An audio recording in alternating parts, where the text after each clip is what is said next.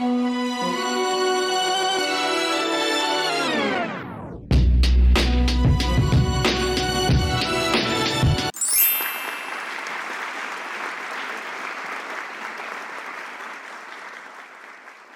everyone. This is Raina Carrillo with Purpose and Passion. I'm so excited today because I'm all about women empowerment, okay? Especially empowering, educating, and teaching awareness. And today I have my mentor and friend, Angelica Betancourt.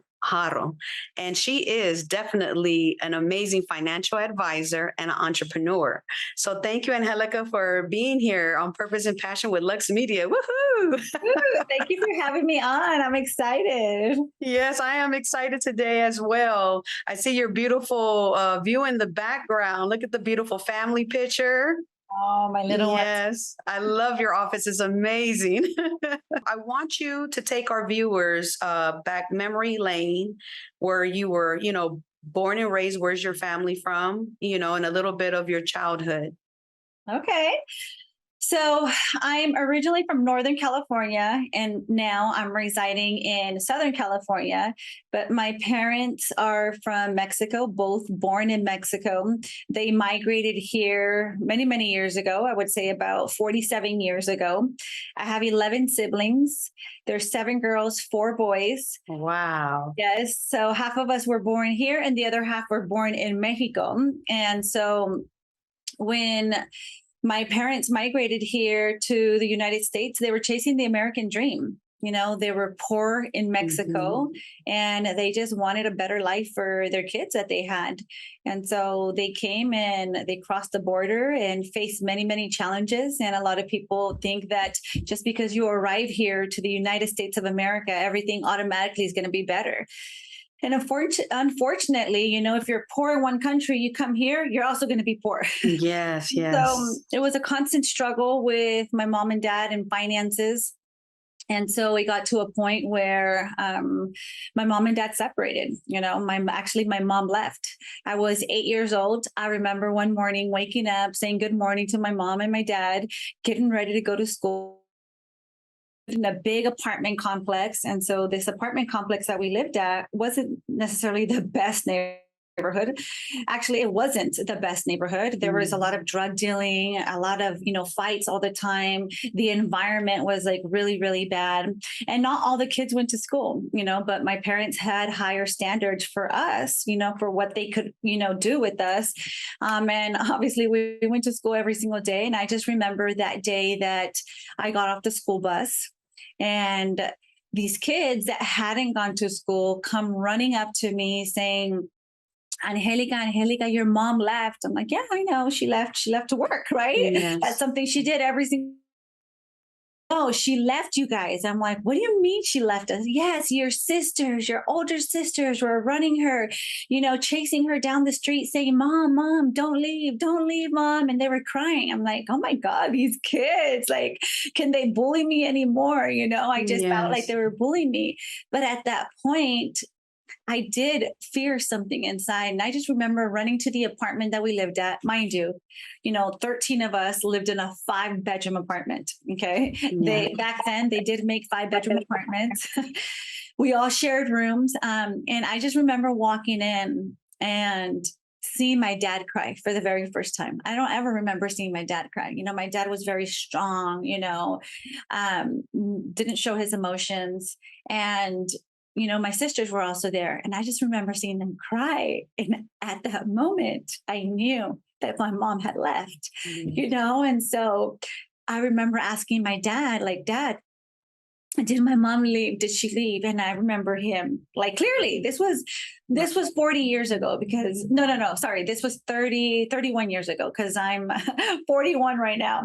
So, it was many, many, many, many years ago. And I remember this so clear, like as if it was yesterday. Like right now that I'm sharing this story with you, I just remember it vividly. And I remember my dad getting down on his knees, and like holding me and saying, she did leave. but I promise that I'm never going to leave you guys and that I will always do everything in my power to make sure that this family moves forward. And, he said these words to me in Spanish, and that just stuck to me, and I just remember, like, I remember being so hurt. And I remember, being so emotional and growing up, in this poverty. But I believe that everything happens for a reason. People always say, like, do you have a relationship with your mom? And I say, now, yes, that I'm older, I do, because I feel that if my mom wouldn't have left, we would have maybe walked down a different path. And because my mom left, it urged my dad to get us out of that environment. And he worked really hard and saved money to try and get us our first house, and we moved out of that environment. And who knows what if I would have stayed in that environment? Maybe I would have walked down a different path. So at times I feel, Raina, that God had my mom sacrifice her happiness and some of our happiness so that it forced my dad to get all of us out of that environment so that we could really have a better life. Wow. Well, the show Purpose and Passion is obviously important for our viewers because your story is powerful.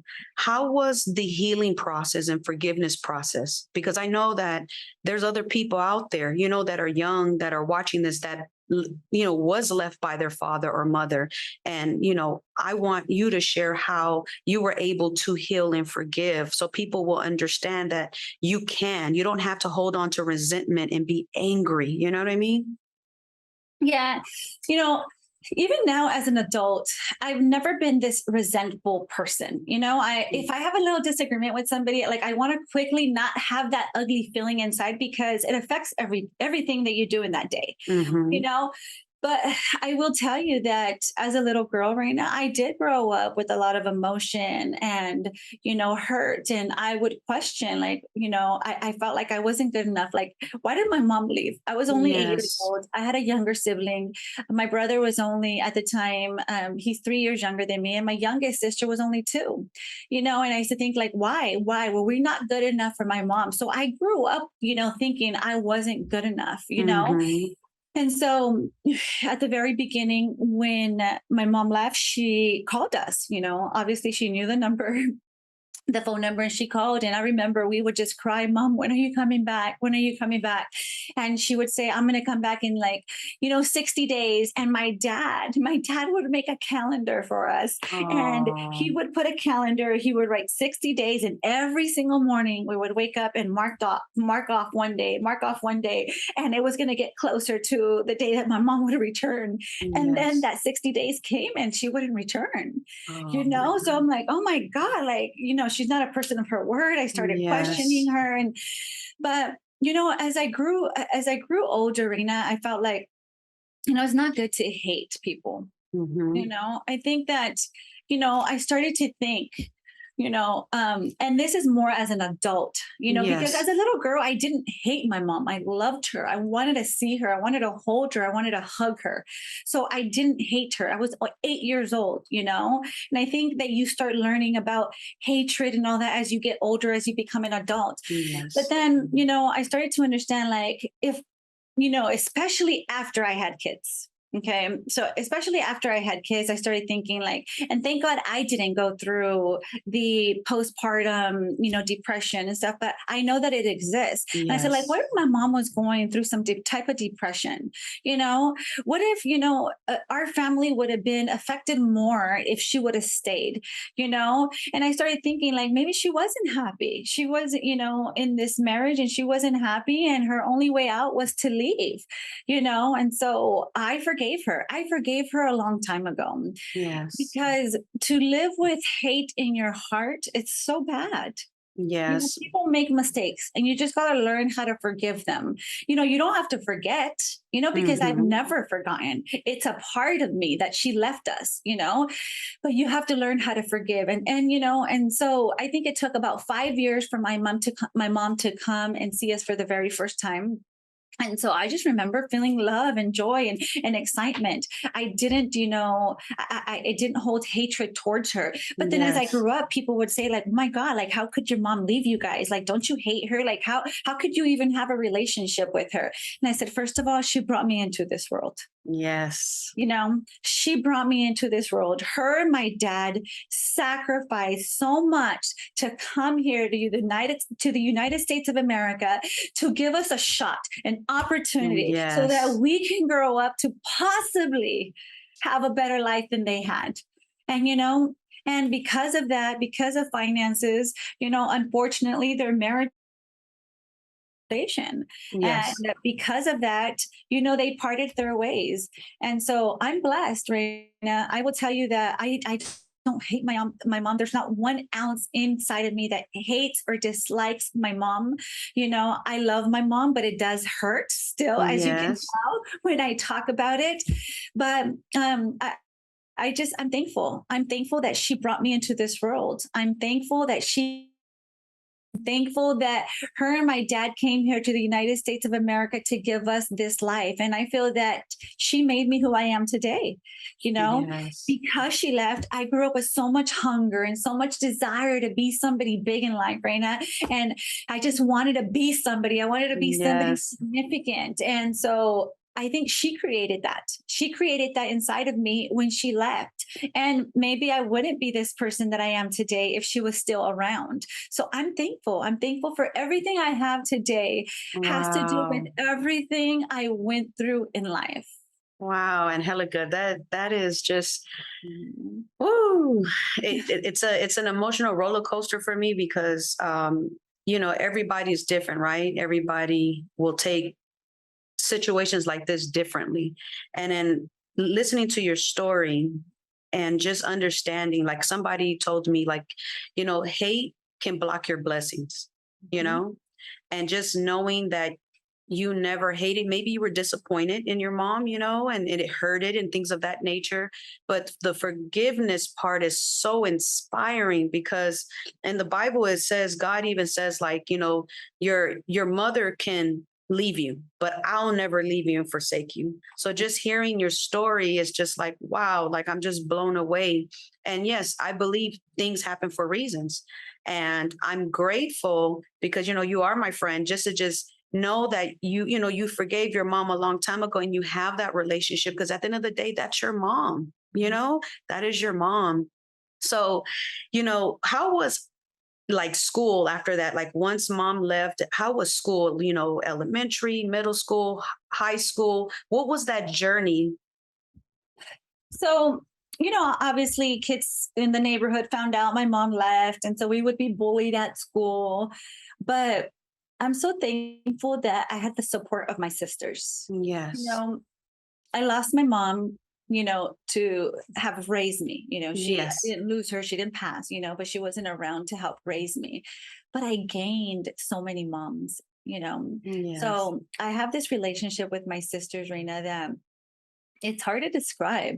They're, I go to them for mentorship. I go to them for advice. They're my best friends. They're a lot of them are my business partners in the business that we do. And so I feel that it was a blessing in disguise. And Yes. so I didn't feel obviously like they had like a mom event or Mother's Day event. When I was younger, yes, it hurt a lot. And I'm like, I don't understand. Like, why me? Like, why don't I have my mom? Mhm.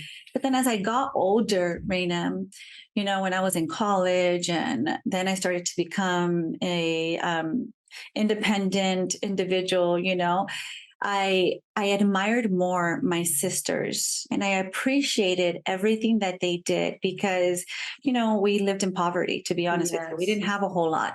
So my sisters, some of them had to quit going to college and quit going to school to help my dad put food on the table because there was, one income that was missing. And then my Mhm. dad at that time also got put on disability. He had hurt his back mushroom factory. So all these years of bending over, picking mushrooms, boxing them. He hurt his back. So there was basically two incomes that were no longer coming into our household. So my sisters had to get, multiple jobs to help put food on the table, to help my dad pay, all the bills. And so as an adult, I just grew up with so much admiration for them. I will tell you though, like in high school and junior high, I wanted to like rebel a little bit. It wasn't perfect. Because also at the same time, these were my sisters that were trying to be my mom, Yes. and so my sister right now, and I have different relationships with all of them. And one of them I consider my best friend. The other one's more that I go to for, marriage advice or, just they all have different, we all have different relationships. Yes. And so the sister that was at home that would, be responsible for taking care of us during my high school years is Antonia. And I remember like she didn't want to let me go to school dances. She didn't want to let me go to football games because she was so afraid path, that I was going to be easily convinced to do, the wrong thing. And I remember I started kind of rebelling. I'm like, you're not my mom, you're my sister. And then I would go tell my dad. And then my dad was a little bit more lenient and he changed. He completely Yes. changed when my mom left, because he was so strict, with my older siblings. And obviously when my mom left, he was probably afraid to lose us. And so he Yes. was more lenient, and I would go to my dad. Dad, can I go to a school dance? Yes, absolutely, sure. Dad, can I go to a football game? Yeah, sure, absolutely. And my sisters would find out, and oh my God, they were like, Dad, she's not going. And so I started to kind of rebel a little bit, I never got into any real trouble. I got Yes. really good Yes. grades at school. I never, thank God, got into drugs or anything like that. But I would have this constant little battle with my sister Antonia, and now she's my best friend. Like Oh. I adore her. I love all my sisters, but there's just a special bond with every single one of them. Yes. And so it was tough, to be honest with you, not having your mom. But I would say that it also helped that I had my sisters, that we had a big family, and we all kind of stuck Yes. together, to be honest with you. Yeah, but you can tell with your sisters, everybody has a different role. Uh-huh. Everybody has a different role. I love seeing you guys together. It's just like, because, I grew up the only child for a few years, and I think I was 15 when my sister was born. And then it was like a big gap, right? Just a huge gap. So I didn't have the opportunity to grow up with sisters. So I always call it the only child syndrome, where it's like, can I go to the movies? But I need somebody to come with me. I'm gonna go grocery shopping. Can you come with me till this day? I take one of the kids. Can somebody come with me shopping? The Uh, only child syndrome because I've been doing everything by myself. So it's beautiful to see that, the bond you have with your sisters, it's very, very beautiful. So then when you were in senior year, what was your dream and goal? Because you know how they ask you that question, what do you want to be when you grow up? mhm. Yeah. You know, I was lucky to have Rosa, my sister, who is more like my mom figure. Yes. Um, she was always an entrepreneur. She was always like a hustler. I remember when I was younger and I was still in school. She in Southern California, I think you guys call them swap meets or something, right? Yes. And then Uh-huh. in Northern California, you call them a flea market. Ah, So, okay. yeah, I just remember her coming to LA and buying a whole bunch of clothes and setting up her own stand at a flea market and selling it. I just remember, then she stopped doing that and she started selling Vector and Cutco knives, and she became like top sales, because she always was so hungry. When you grow up poor, you grow up with so much hunger inside of you. And I Yes. remember, and I used to see her, and like she used to win trips. I'm like, what? Like, oh my God. Like, you're the first one out of our entire family that bought a brand new car. you know. Wow. And so I always looked up to her and I wanted to be like her. And then she stopped doing Cutco and Vector and started selling, jewelry, wholesale jewelry. She would come to LA and she had a wholesaler there and would sell jewelry. And just like she wouldn't have a store, she would just sell it to like different individuals. And I would see her like negotiate and do deals. And like she was selling a ring or a bracelet or a necklace. And so I'm like, oh my. So I always looked up to her in the business, sense. And Yes. as a mom too. And then she got into, and believe it or not, I was a first one to go to college and graduate with a bachelor's. Uh, and when it was my first year in college, the person that I had leased my apartment from, I remember he was in one of my business classes and he said, Angelica, like, oh my God, do you hear like there's a real estate boom? We should get our real estate license. Let's quit college and we should do that. I'm like, oh my God, are you kidding me? No way. Like, I'm the first one out of all my siblings to have the opportunity to come to college. You want me to quit? Like, no. Know? And so I remember talking to my sisters and I said, hey, like, I think you guys should get your real estate license. You guys would be really good. You don't have to be college educated and you guys are hustlers. So Rosa and my sister Antonia went to go get their real estate license and man, they started booming. They Wow. started becoming number one sales agents in their office. While I was going to college, I had like a marketing receptionist job, and I remember we would have parties, Reina, and they were the ones always paying for the mariachi for my dad. They were the ones always giving my dad the best gifts, like if he Yes. needed a new refrigerator, they're the ones buying it for him, and I'm like, oh my God, like, wait a minute, I'm the one that's going to college. Like, what's happening right now? So as a little girl, even before I started going to college, as a little girl, I always knew, Reina, that I wanted to be a businesswoman because I saw my Yes. sister Rosa. I always saw her hustle and like work really hard. And she would wake up really early, come home really late, but she always had, the nicer things. Like I remember we lived in this 5-bedroom apartment and her bed was like one of those water beds. And like, oh my God, it was just she always had the nicest Z Cavaricis, like Yes. Everybody wanted a water bed. And so I just admired her. And she always taught me about saving money and working hard. And you can be a business person and you can be whoever you want to be as long as you work hard. And so when, senior year, you start applying for college and Yes. I didn't know exactly what type of business person I wanted to be. So I remember my first year in college, I had an orientation class and I started signing up for all these classes, right? And I'm like, I just want to do business. They're like, okay, but what kind of business? I said, I just want to be a businesswoman. Like, I don't know if I want to own my own business. I just want to be, And so I started taking marketing classes and all of that. And so, yeah, so my senior year in high school, because of my sister Rosa, I always knew, Reina, that I wanted to be a businesswoman. Yes. Man, well, talking about business, because obviously you graduated from high school. Congratulations, because that is a milestone, a positive thing. And then also graduating with your bachelor's is also, I realized, like you were saying, like, your sisters were hustlers and you were the only one going to college. I believe sometimes in life, the elders, like our older sisters and brothers, or just family in general, wants to have somebody get that bachelor's degree, get that education. You know what I mean? Because they didn't get a chance to do it. And so they feel like they're setting you up for a good lifestyle, right? But when eventually you got into real estate, right? Yeah. So I graduated college, I had my graduation and everything, and I was working for a commercial real estate company. So Yes. while my first year, second year in college, I was the receptionist, Yes. and then I became in just admin assistant. So I no longer had to sit at the front answering phones, they wanted me to become more of the filing and all of that. But I loved, Yes. interacting with people when they came in, and like I loved opening up the mail, Raina.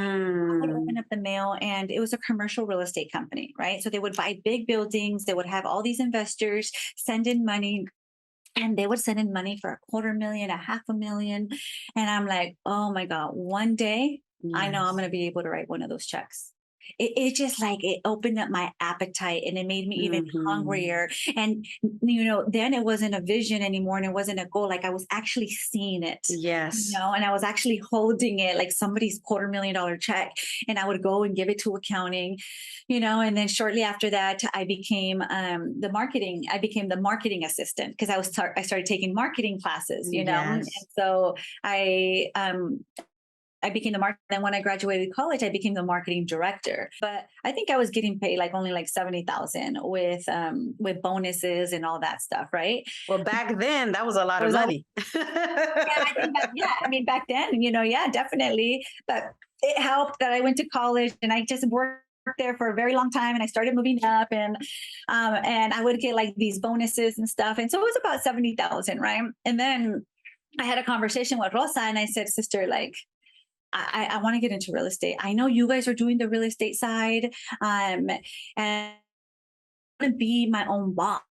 Like I want to Yes. be able to be my own boss. I loved who I worked for and I loved it. I really did, But I just saw them and I saw the lifestyle that they were having. And she goes, "Oh my God, Mija," like she goes, "Okay, yes." Like later on, she told me that like she didn't doubt it, but that she kind of feared it a little bit. But she never let me know that there was any fear inside her. She goes, "Yeah, if you want to do it, you can do it. Like, don't worry, you know."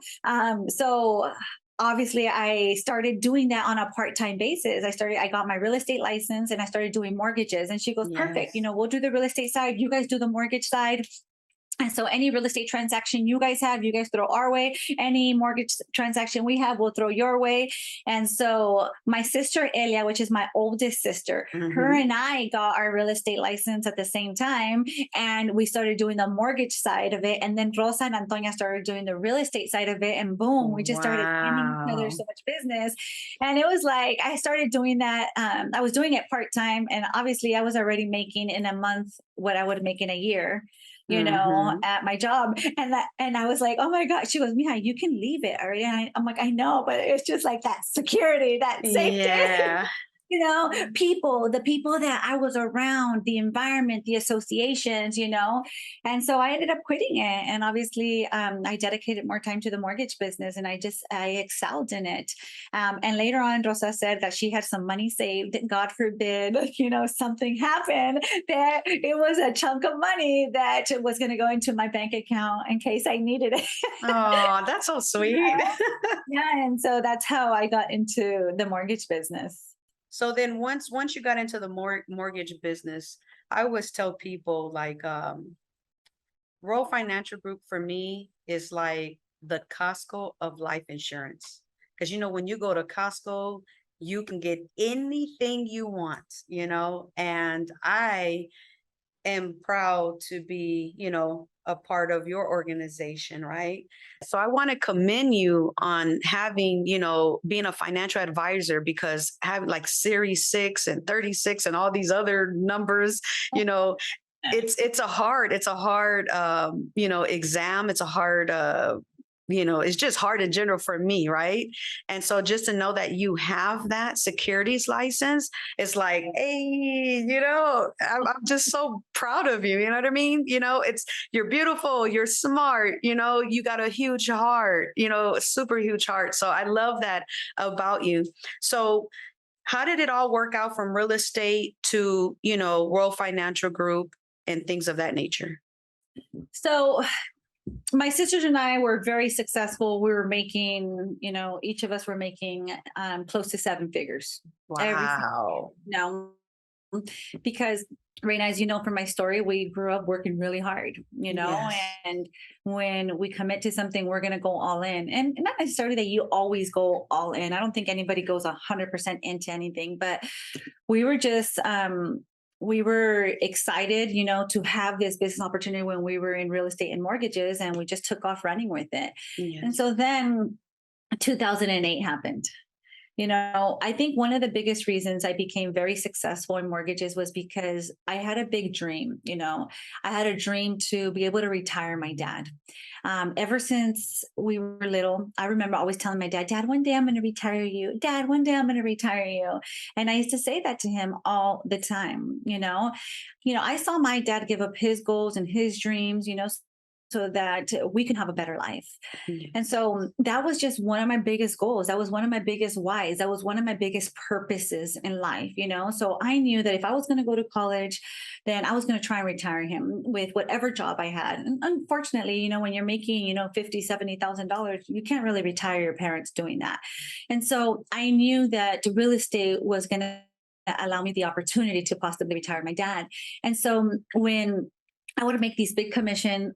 I would start saving all this money. I wasn't ever a real big spender. I wasn't always like back then. I wasn't buying all these name brands, and although I could afford it, but I lived a little conservative. Yeah. And so we used to save up money, and then I would buy, a home, and I would tell my dad, Dad, this is a rental home. You're going to be able to live off the rental income. You're going to be able to, get the equity, and then boom. And then we would buy another home, and I'd buy another home. And then my sisters and I bought like fourplexes, and then we were just constantly buying real estate. And then 2008 happened. Oh, what happened to the real estate market in 2008? Boom, the market started to crash, right? And I was still young, I was in my late 20s. And what really hurt me back then, though, was that I hadn't really retired my dad. I had all this real estate, but I had put all my eggs in one basket. It was just all real estate, and the market had crashed, and the market was crashing. So all this, money and equity that I thought I had, all these down payments, all these renters that I had, it all went downhill. And so, I was thinking, man, my dad's in his late 60s. He's not retired yet. Like, oh my gosh, like I couldn't believe it. I was very upset at myself. So when something like that happens, you have two choices. You can crawl in a little ball and cry about it and like, oh, poor me, why me, why me? Or you can just get back up and try to do something else. And that's always been my attitude. Hey, listen, if this didn't pan out, boom. Or if something bad happens, then you just got to quickly get back up. And you don't quickly, sometimes it takes a little bit longer, but you got to quickly realize that there is more opportunity. And so there's this young kid who had been trying to get my sisters into, World Financial Group right now. And he had been trying to get her when the market wasn't completely down yet. Right. And so she never really had time for him. Then he kind of said, hey, listen, I have a client for you who wants to buy real estate. Can you sit down with me and my client? And then she goes, yeah, sure. And so they end up meeting, and she goes like, where's your client? Oh, he doesn't want to buy a house, but let me tell you about the business I'm in. And he went and went on and told him about, told her about the WFG opportunity and started explaining it. He goes, we can be referral agents with each other. You can send me your insurance and investment clients, and I can send you your real estate clients. And she goes, listen, I don't want to be a referral agent. Like, I want to know how I can do this. Yes. So she went, we host, weekly meetings. Now they're, hybrid. Some of them are in person, some of them are in Zoom. But back then, 14 years ago in 2008, it was in person. And so my sister had gone to a meeting. She saw a presentation. She saw the products, the services, what they did for families, and the business opportunity. And she goes, oh my gosh. She goes, I need to tell my sisters before I do anything, before I sign up, I need to tell my sisters. So we all went to the meeting and we're like, oh my God, we love this. We fell in love with it. And we all got started. We quickly got our license.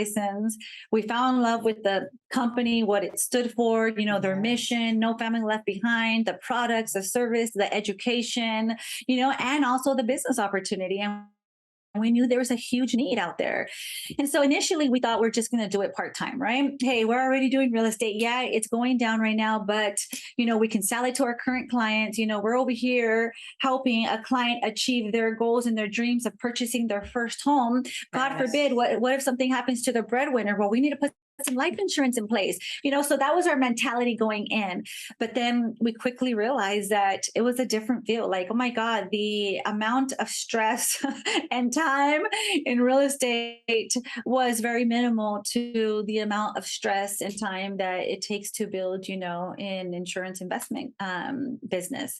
And so we fell in love with what we did. I only did both businesses part-time for 1 year. And then after my first year in business with World Financial Group, I went full-time, so I love it. I love what we stand for. I love what we Yes. do. I love being able to empower individuals. I love being, a reason why somebody achieves their goals and their dreams, just knowing that I took part in that goal for my client or for my agent, it's phenomenal.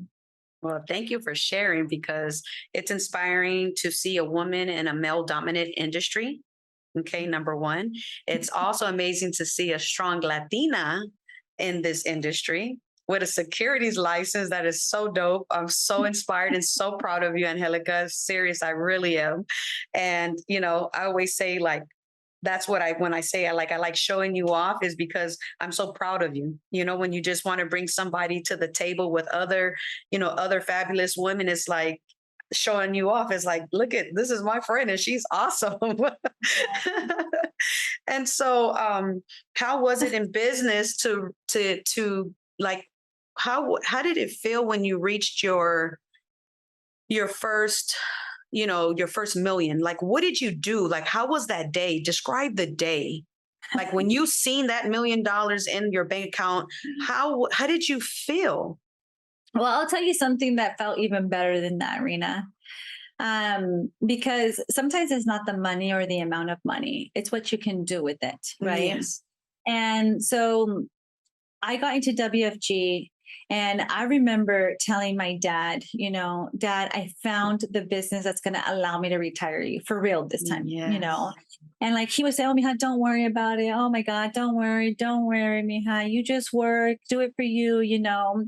And so I got licensed right away. I did have, not immediate success, but I had success right away in the business because of my Yes. work ethic. Hmm. I know what I can control and I know what I can't control.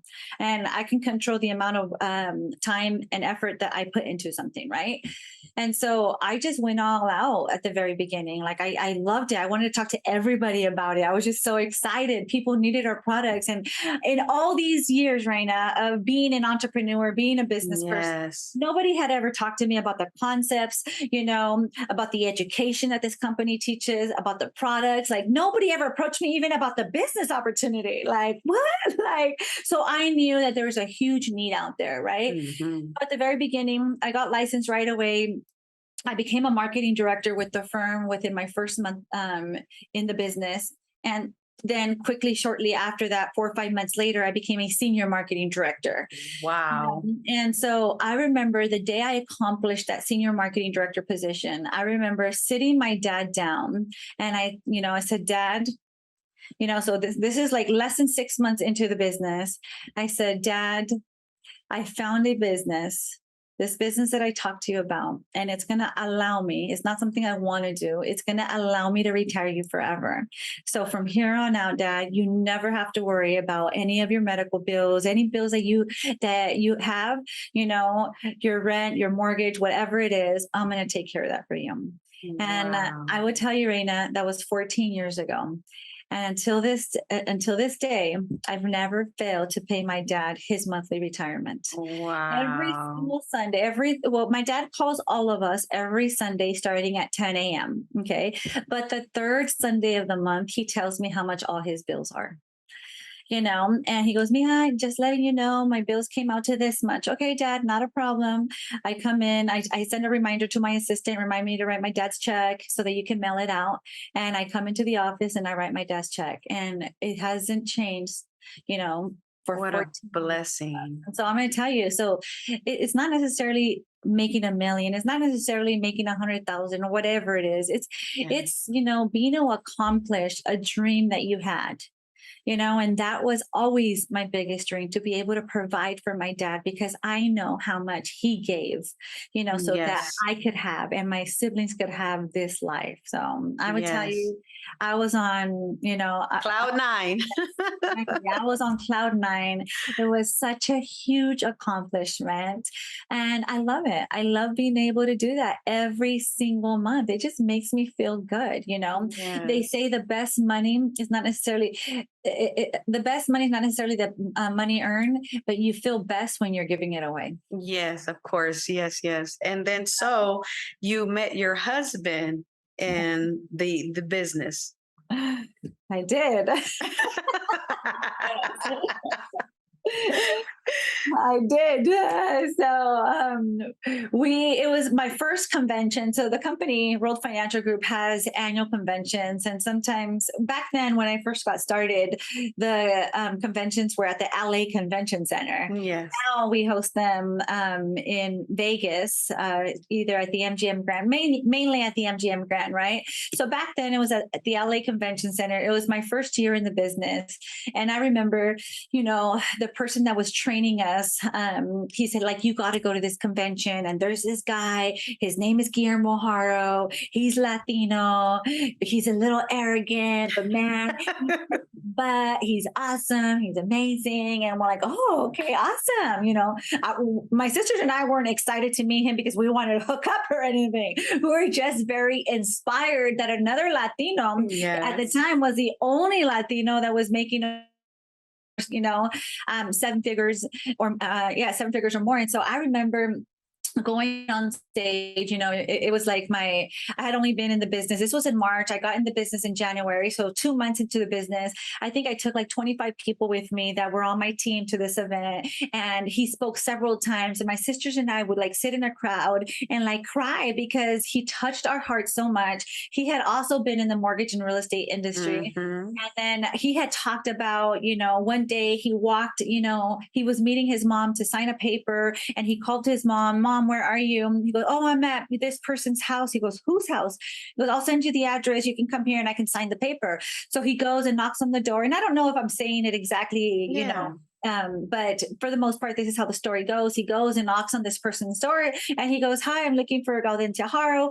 And then he goes, oh yeah, she's over there in the bathroom. And he goes, in the bathroom, mom. And that she was there on her knees cleaning, this lady's toilet. And he goes, mom, what are you doing? He goes, oh, mijo, well, this is what I do. I clean people's houses. And this is what I need to do to make money. He goes, what? He goes, get up, mom, get up. This is the last time you're ever going to do that. And he talked about retiring his mom and buying her a car. Mhm. And, I'm like, oh my God, my sisters and I were crying because we Oh, wanted to do that for our dad. We were also in the yes. mortgage industry. He also came here from Mexico. He was born in Mexico. His parents migrated here to the United States. So we related so much. Yes. So there was a part of the convention where the company has a foundation, right? And they're always asking for donations. And they asked for a donation during a part of the convention. And anybody who donated, I think more than $100 or something like that, could go up and put the money in the basket and shake, some of the leaders' hands. And I'm thinking, oh my God, there's 15,000 people here. There's no way that I'm going to be able to shake Guillermo's hand, And so all of a sudden we stand in line and we do see Guillermo on the stage, but it's a huge stage, Raina. And so Guillermo's on the left side of the stage. We're on the right side of the stage. And so we're standing in line. We're thinking, there's no way. He's over there. We're over here, And all of a sudden we're standing and we see Guillermo walking to the stage with the wheelbarrow because the people that were collecting money on our side only had bags. And there was 2 wheelbarrows over there. And he walks and he stands up. Tell my sister, oh my gosh, we're going to shake Guillermo's hand. Like, how freaking cool. And so sure enough, we go up there and, we give our donation, and I never expected this. Right. And then Guillermo kind of looks at me up and down and goes like, what's your name? And I'm like, Angelica, like, where are you from? I don't know. I think we chatted for 5 seconds, but it seemed like a long time. And one way or another, not from me, he got my phone number and he called and followed up and followed up. Yes. And I'll be honest, at the time I had a boyfriend. I was just very inspired by him. I wasn't trying to, become a partner of his or, as a spouse, and so he would call me, hey, I see you're doing good. How are you? And I'm like, oh, I'm good. I'm good. He goes, you still married? I mean, are you still with your boyfriend? Yep, I'm still with my boyfriend.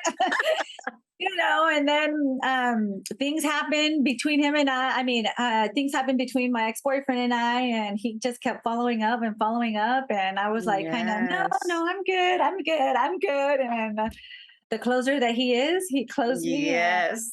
14 years, 13 years later, we're here married, going on 12 years. This weekend is our 12-year anniversary. And Congratulations. we have two beautiful boys, Maximiliano and Valentino. Valentino is 9 and Maximiliano 6.